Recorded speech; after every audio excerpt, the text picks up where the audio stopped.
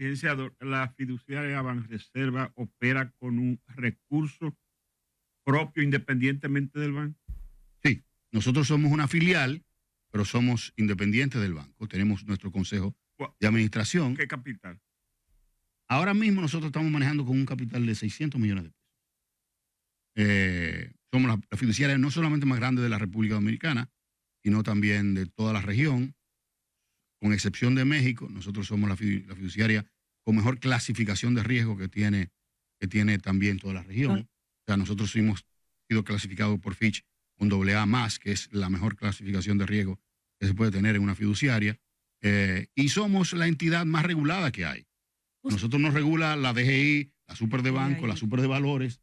Ahora nos regula también la Contraloría, nos regula la Dirección General de... ¿Y por qué el banco? Si se supone que la superintendencia supervisa el reserva. Lo que pasa es que cuando se diseñó la ley, en el año 2011, se dijo, bueno, nosotros vamos a tener un control fiduciario para las fiduciarias que son de los bancos, se va a hacer por la Super de bancos, correcto. Pero paralelamente lo que hacen emisiones, como nosotros, que hacemos emisiones en el mercado de valores, nos regula también la Super de Valores. Pero además de todo, la Dirección General de Impuestos Internos son las que regulan los fideicomisos. Entonces los fideicomisos los regula la DGI. Las fiduciarias de los bancos las están chequeados por todas partes. Están presos por todos lados. Entonces Contraloría también. Entonces ahora viene el tema público. Tenemos la Contraloría, la Cámara de Cuentas, la Dirección Están volviendo locos. Sí, Andrés, así es. No le dan vida. No. Finalmente, ¿qué fue lo que pasó con Punta Catalina? Que ustedes no pudieron. Sí, es interesante. Yo entiendo que Punta Catalina tenía un mal de inicio. Yo creo que Punta Catalina viene con una animadversión desde el punto de vista de unos intereses. El presidente había decidido que se hiciera mediante un fideicomiso. Vino una serie de cuestionamientos, más que al instrumento, diría que a la conformación de su gobernanza. Pero al final del día se decidió y se hizo una ley para que eso fuese una corporación pública, y lo es. Es una corporación pública y se maneja como una empresa pública, ¿no? Y no se decidió que fuera un fideicomiso.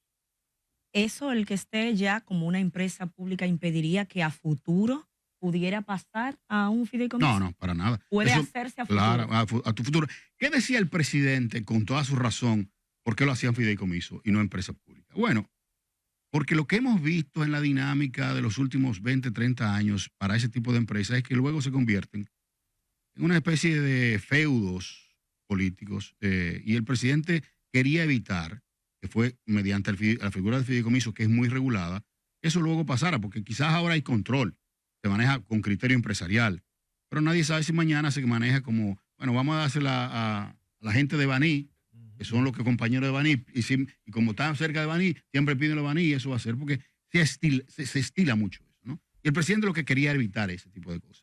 Y lo hemos visto con el tema, por ejemplo, del CEA. El CEA se convirtió en un momento que eso era un feudo del político de San Pedro, por ejemplo. ¿Qué ha pasado con la tierra del CEA? Bueno, se han dilapidado todas. Ahora estamos creando un fideicomiso para esa tierra, tratar de resguardar lo que sea y meterla en un fideicomiso para que la gente nos siga. ¿Ustedes están en medio de ese proceso? Sí, estamos en medio de ese proceso. Ya se hicieron la debida de la agencia de unas tierras y se van a llevar al Congreso para la enajenación. Andrés. Discúlpame, para quedarme en ese mismo punto. Sí. Recuerdo que se inició un proceso de levantamiento de los problemas legales que habían en esas tierras, sí, desde la gestión anterior con una comisión que designó el entonces presidente Danilo Medina, y ahora en esta gestión, la persona que está al frente, que también está al frente de Bienes Nacionales, nos comunicó en una entrevista que estaban haciendo un inventario de los bienes. ¿Ya sabe la fiduciaria Reservas todos los problemas legales que hay ahí? Porque hay tierras, por ejemplo, que se le ocuparon a personas y nunca se le pagaron, que se falsificaron títulos, etcétera. Cualquier tipo ¿Ya de ustedes hicieron todo ese levantamiento o están en el proceso? Estamos en proceso. Ya se hicieron la primera, se levantó de todas las parcelas. Estamos hablando de una cantidad inmensa de parcelas.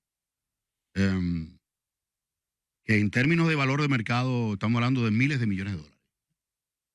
Pero como tú bien dices, los problemas legales son muchos. Ya nosotros hicimos el primer levantamiento. Tenemos unas 30 parcelas que ya hemos identificado cuáles son los problemas legales que tiene, cómo enfrentarlo.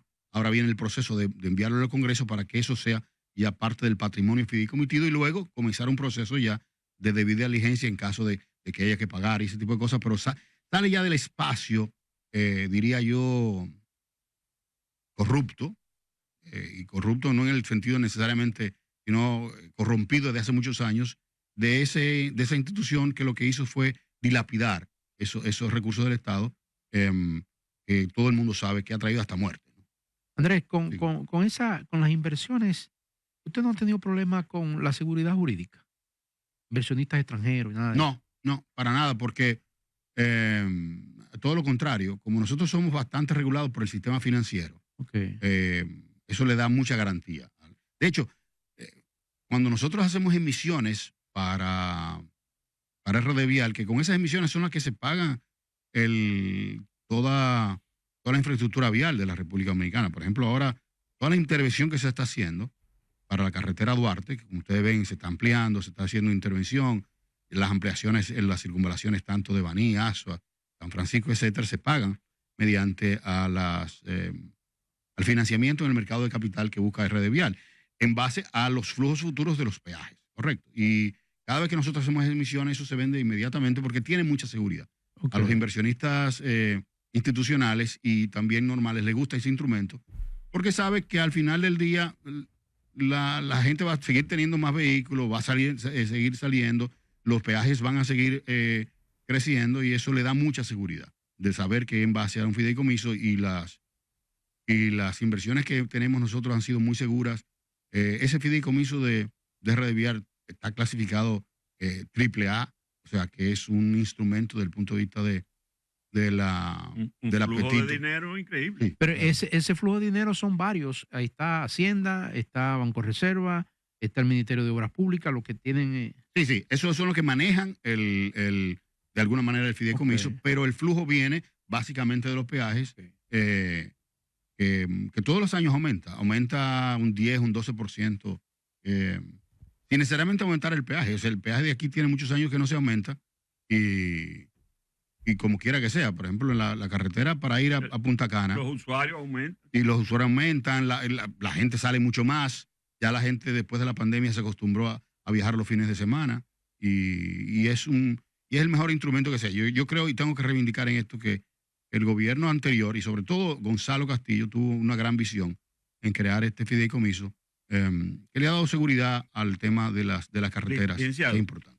Lo de la autopista del Ámbar y el muelle de crucero de Arroyo Barril está dentro del fideicomiso de ustedes. Bueno, se hace mediante, o sea, vamos a ver, sí, se crea un fideicomiso luego de que se hace el proceso de la elección del socio mediante a la ley de APP, la 4720. O sea, el país tiene una ley, que es la 4720, que crea el mecanismo para, de alguna manera, eliminar la discrecionalidad que había antes con el tema de las concesiones.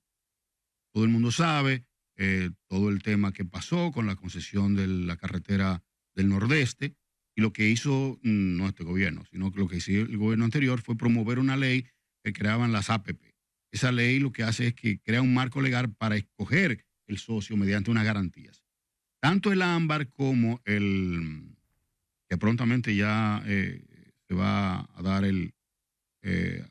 a conocer quién ganó la licitación, la adjudicación, pero también como Arroyo Barril son APP. Se coge el socio, pero esa sociedad se monta en un fideicomiso.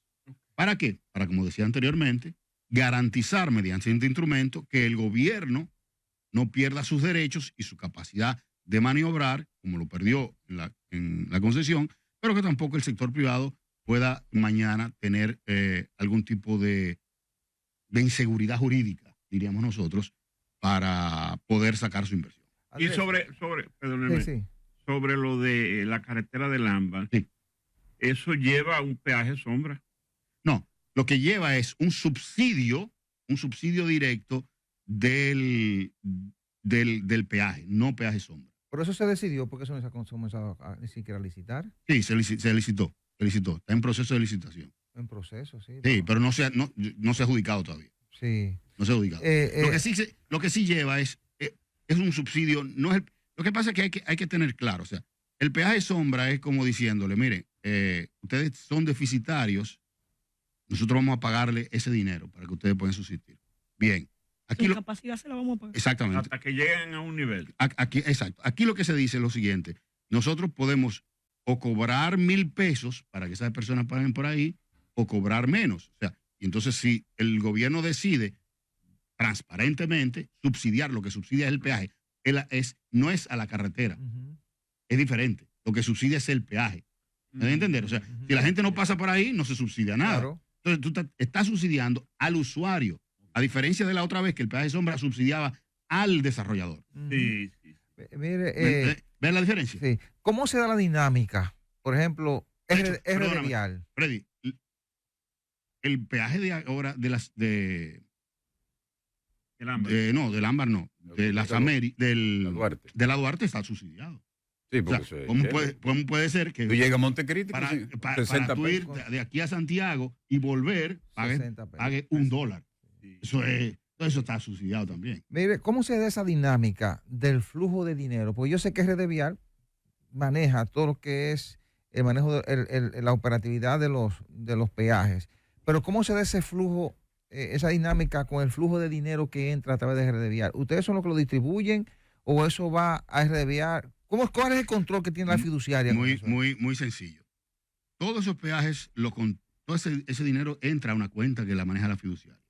La fiduciaria tiene un mandato legal mediante a un contrato que pasó por el Congreso para darle prelación de pago, o sea, darle importancia de pago a quien le va a pagar, primero al inversionista, o sea, al inversionista no, al préstamo. ¿no? Ujú.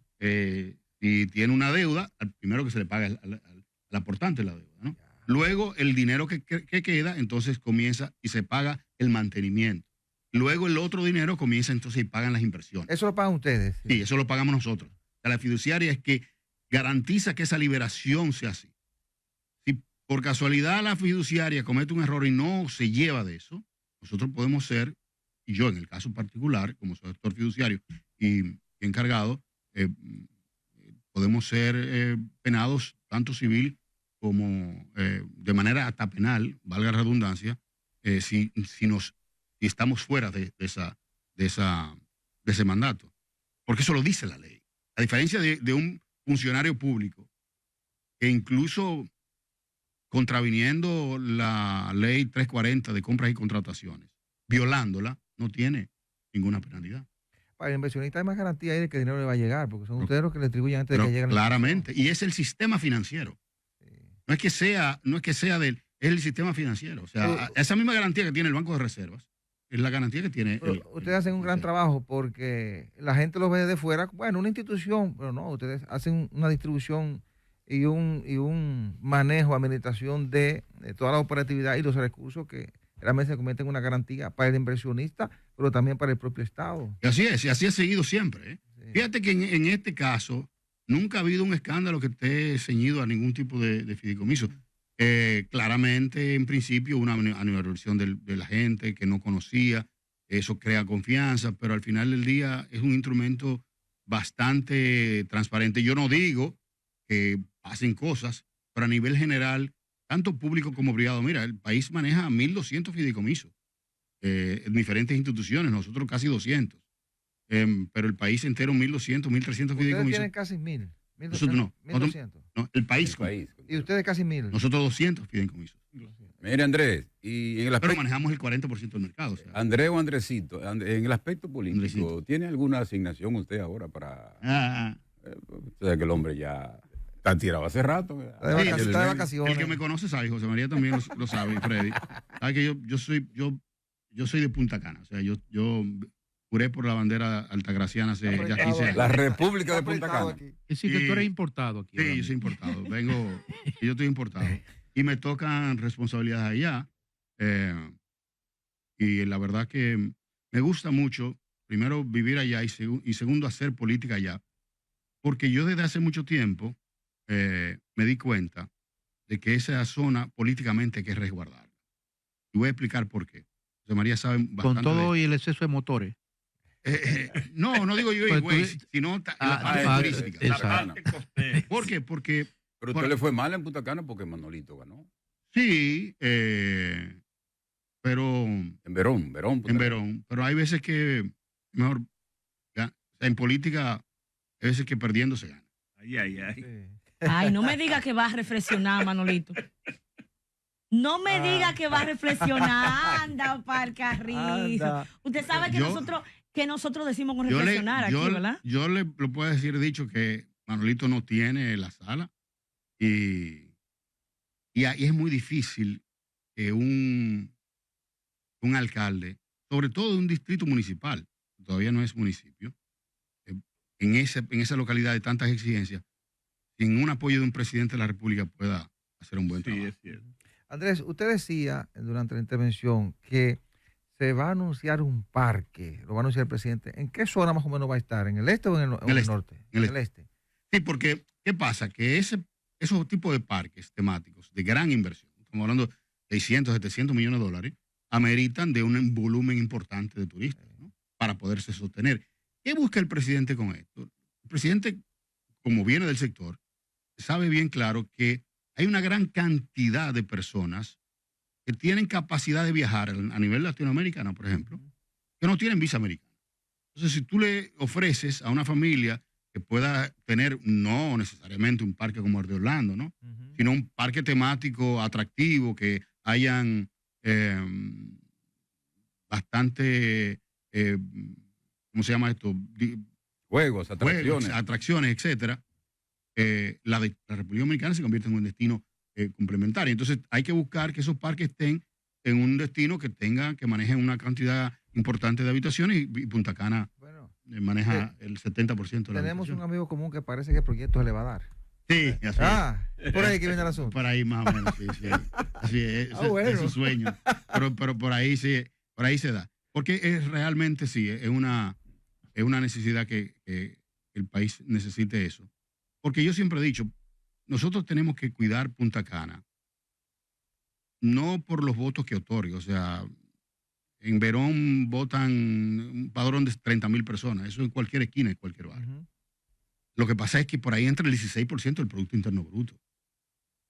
Entonces, las decisiones políticas que emanan de ahí no pueden ser sobre la base de una dinámica necesariamente electoral. Porque incluso las personas que pagan los impuestos no votan. O sea, Punta Cana le da servicio y toda esa zona le da servicio a 300,000 personas diarias. Que de esas 300,000 personas, 80,000 son turistas, Sí. 20,000 son extranjeros. Y las otras personas o viven en San Pedro, o viven en Atomayor, o viven en La Romana y trabajan ahí. Así es. Entonces, en base a eso, uno tiene que pensar que políticamente eso es una parte importante que impacta en todo el país, no solamente en los que votan ahí, ¿no? Ujú. Entonces, Oribo le preguntaba que cómo estaba políticamente. Parece que usted ha decidido hacer política en la zona del este, ahí en la zona Yo, de sí, porque Altagracia. vuelvo y te digo, lo hago con una convicción, entendiendo de que esa zona hay que cuidarla. Y yo he visto que los políticos tradicionales, todos, de alguna u otra manera, por lo que te decía, porque como hay tan pocos votos, la gente prefiere concentrarse, vamos para el Carrizo, que hay 300,000 personas. Ujú. Entonces, pero entonces aquello lo dejan fuera. Y eso es un peligro que yo lo veo inminente y siempre lo he dicho, que hay que tener personas con capacidad no solamente de liderazgo regional, sino también nacional, que pongan en contexto lo importante que es la inversión que está haciéndose ahí, que está creciendo cada día más y se va a convertir prontamente en un municipio y de los 3 municipios más importantes del país. Andrés, eso del proyecto del aeropuerto Bávaro, ¿está cerrado o es provisionalmente que está cerrado? No, yo creo que a nivel institucional, ya la Suprema Corte de Justicia le dio ganancia de causa al IDAC, en el cual decía que todo ese proceso que se había hecho no es válido. Eso no quiere dejar dicho de que si se hace el proceso mañana y se hace bien, se le dé. Claro. Pero este proceso está totalmente anulado. Ese es el tema. Yo no digo que la zona, cuando hablo de la zona, es todo el litoral. Estamos hablando de que el litoral este comienza desde Valladolid, pasa por Capcana, Punta Cana, Bávaro, Macao, Ubero Alto, pero sigue hasta Miches. También. Ujú. Todo ese litoral es incluso más grande que el litoral de la Ribera Maya. Sí. O sea, la capacidad hotelera que tiene todo ese litoral, por su característica y ya por la marca que tiene, puede llegar a tener 100, 120 mil unidades. Y la distancia, por ejemplo, que hay hasta Miches, estamos hablando de 100 kilómetros, no, 1 hora y 15, 1 hora y 20. Sin embargo, yo que soy de la zona, si era muy cuesta arriba, tan cercanos uno de otro. Yo creo que perfectamente puede estar entre Ubero Alto y el desarrollo de Miches, que entiendo va a ser uno de los destinos más importantes también que va a tener el país. Lo que es Miches y Pedernales van a ser los siguientes motores que tendrá el turismo de la República Dominicana. Pero este proceso, mediante esa disposición legal de la misma Suprema Corte de Justicia, y el presidente se acogió a ese dictamen, este proceso está totalmente anulado. Bueno, nos quedan muchísimos temas ahí, pero se nos termina el tiempo. Sí. Gracias, A su Andrés. orden Siempre siempre. estamos a tu orden aquí para Yo lo cuando tenga que decir algo, sea de la fiduciaria, sea de el proyecto turístico de la costa este o de la política. Así es. No hay problema, gracias. Y de verdad que me siento muy bien con ustedes, grandes amigos. Gracias. Qué bueno. Gracias. Mucho éxito, Andrés. Gracias a ustedes.